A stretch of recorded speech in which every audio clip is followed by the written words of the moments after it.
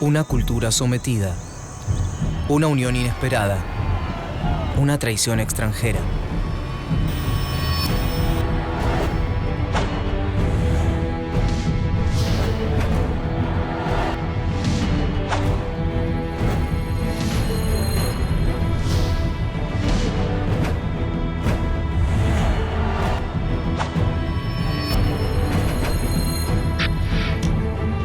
Revoluciones.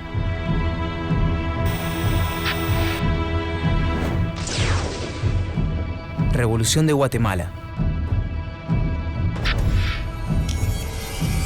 1898. El inicio. A fines del siglo XIX, Guatemala es un país rural con apenas 3 millones de habitantes. Más de la mitad de ellos son indígenas sin derecho a voto por ser analfabetos y apenas subsisten practicando agricultura o trabajando para productores de café.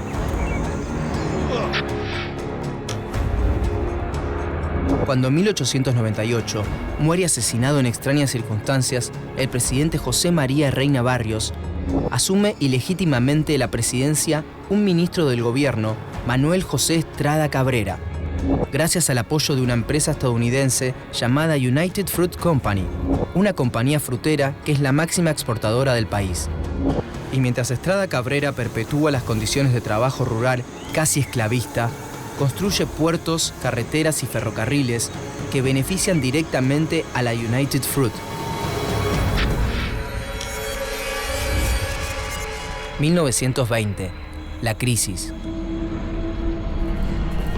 En 1920, una rebelión popular declara a Estrada Cabrera mentalmente insano y lo obliga a renunciar. Luego de esta larga dictadura, se abre un período de inestabilidad política que dura 10 años, hasta que la Gran Depresión de los Estados Unidos de 1929 golpea a Guatemala y fuerza un llamado a elecciones.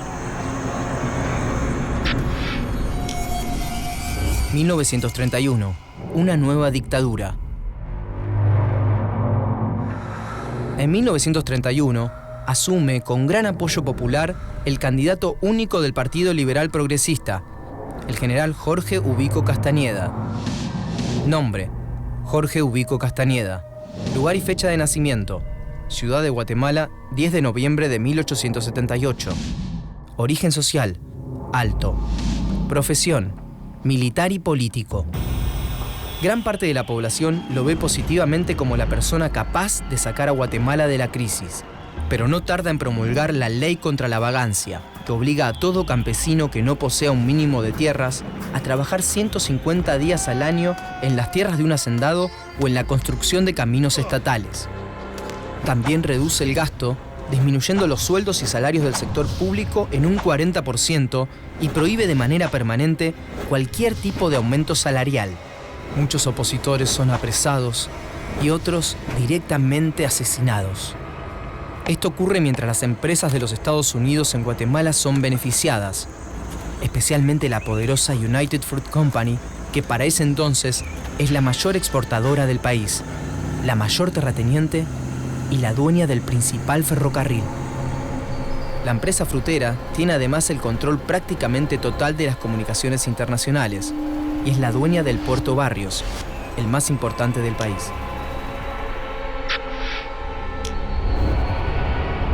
SS Avangares, barco vapor de la United Fruit Company, 1944. USS Taurus, barco refrigerador de la United Fruit Company, 1942. Aviso publicitario de la línea de barcos a vapor, United Fruit Company, 1916. Sin oposición, en 1937, Ubico reforma la Constitución y es reelecto por 6 años. Pero ese mismo momento, en la Nacional, única universidad de Guatemala, la rebelión nace entre sus 2.000 estudiantes. Fundan varias asociaciones para mejorar la universidad, realizan actos culturales, conferencias y escriben para la prensa. 1943. La reacción. En 1943, mientras el descontento estudiantil crece, Ubico es electo por tercera vez gracias a un congreso servil. Esta prolongación de mandato extiende el malestar a figuras políticas exiliadas. Un año después, estudiantes y maestros reclaman la autonomía universitaria con la amenaza de ir a una huelga general. Ubico responde cerrando la universidad. Esto provoca que el 24 de junio, líderes estudiantiles convoquen a una manifestación. Se suman las personas que están en la calle y en los alrededores del Palacio de Gobierno. Su pedido es claro: la renuncia. Ubico reprime la manifestación con bombas de fósforo y al día siguiente se declara la huelga general contra la dictadura. El 1 de julio de 1944, 6 días después de la protesta, Ubico delega el mando en el general Federico Ponce Báides, que anuncia su idea de permanecer indefinidamente en el cargo. Inmediatamente, la ciudadanía se organiza, crea sindicatos y participa en partidos políticos. Entre los que se destacan están el Frente Popular Libertador, FPL, continuador de la lucha de los estudiantes, y el Partido Renovación Nacional, RN, formado por maestros e intelectuales. 1944, la Revolución. Pronto, civiles organizados buscan aliados en las Fuerzas Armadas para derrocar a Ponce Báides. Así, el 19 de octubre, la Guardia de Honor rodea el Palacio de Gobierno.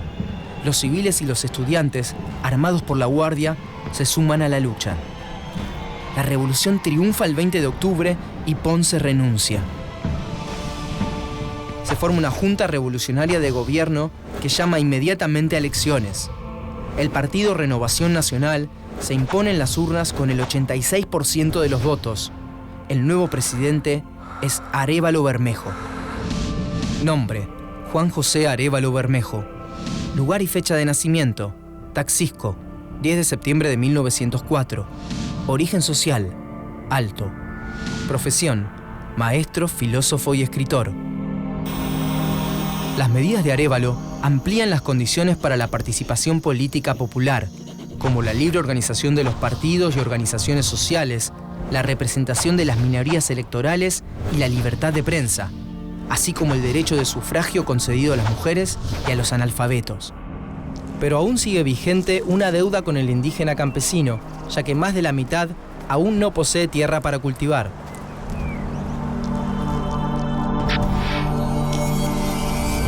...1951, la Gran Reforma. El 15 de marzo de 1951, asume la presidencia el nuevo candidato del Partido Renovación, el coronel Jacobo Arbenz Guzmán. Nombre: Jacobo Arbenz Guzmán. Lugar y fecha de nacimiento: Quetzaltenango, 14 de septiembre de 1913. Origen social: alto. Profesión: militar y político. Arbenz ordena grandes obras de infraestructura y promueve la industrialización del país. Gracias a su marcada tendencia nacionalista, recibe el respaldo de obreros, campesinos, maestros y estudiantes. Con el apoyo popular, implementa una histórica reforma agraria, proponiendo realizar un cambio sustancial en las relaciones de propiedad y en las formas de explotación de la tierra, ya que en ese año, el 76% de los habitantes poseen menos del 10% de las tierras, mientras que el 2,2% de la población le pertenece el 70%. Arbenz expropia empresas extranjeras, especialmente la United Fruit Company, y la reforma se convierte en una de las más profundas de América Latina. Se respetan las tierras cultivadas, cualquiera fuera su extensión, y se expropian las ociosas.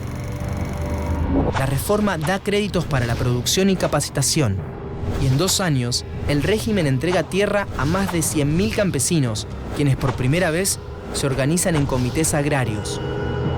Una revolución apoyada por estudiantes, maestros, políticos, trabajadores y militares que intentan superar las antiguas desigualdades sociales, parece haber triunfado. Sin embargo, el verdadero enemigo no fue vencido. Las nuevas medidas implementadas provocan la conspiración de Estados Unidos, que no tolera un proceso democrático con perfil socialista tan cerca de su frontera y en plena Guerra Fría. La CIA orquesta un golpe de Estado con apoyo de la oligarquía local y de la Iglesia Católica.